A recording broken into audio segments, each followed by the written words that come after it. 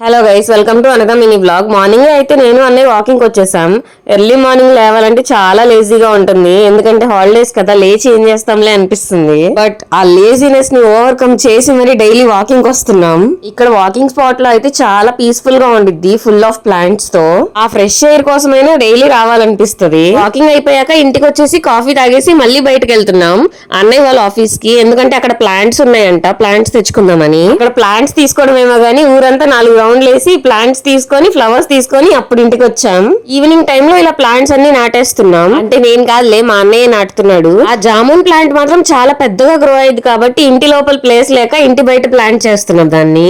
ఇంకా రిమైనింగ్ చిన్న చిన్న ప్లాంట్స్ అన్ని ఇంట్లో పాట్స్ లోనే నాటేశాం. ఈ ప్లాంటింగ్ ప్రోగ్రామ్ అంతా అయిపోయినాక మళ్ళీ బయటకు వచ్చాం, ఎందుకంటే నాకు ట్రైపోడ్ కావాలని అన్నయ్యని అడిగితే ఆ ట్రైపోడ్ కొనిపించడానికి తీసుకొని వచ్చాడు.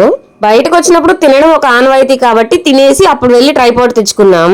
నాకు మా అన్నయ్యకి పెద్ద వారే జరిగింది ఆ ట్రైపాడ్ విషయంలో. నేనేమో బేసిక్ మోడల్ చాలు అంటే మా అన్నయ్య ఏమో మంచి తీసుకున్నాం, కాస్ట్ ఎక్కువైనా పర్లేదు అని. ఇంకా ఫైనల్ గా ఇద్దరం ఒక మాటకు వచ్చి 1000 రూపీస్ లో మంచి తీసుకున్నాం. ఇక్కడ నుంచి ఒక షాపింగ్ మాల్ కి వచ్చాం, జస్ట్ షూ ర్యాక్స్ చూద్దామని. బట్ మాకైతే అంతేం నచ్చలేదు, ఇంకేమన్నా చూద్దామని అలా తిరుగుతూ ఉన్నాం. ఫైనల్ గా ఈ కీ చైన్ తో అయితే బయటకు వచ్చాం. యాక్చువల్ గా ఇది కూడా తీసుకోకూడదు అనుకున్నా, బట్ మా అన్నయ్య పేరు చూసేసరికి తీసుకోకుండా ఉండలేకపోయా. నాకు తెలిసి ఇంకా షాపింగ్ మాల్ కి మోస్ట్లీ మేము వెళ్ళకపోవచ్చు.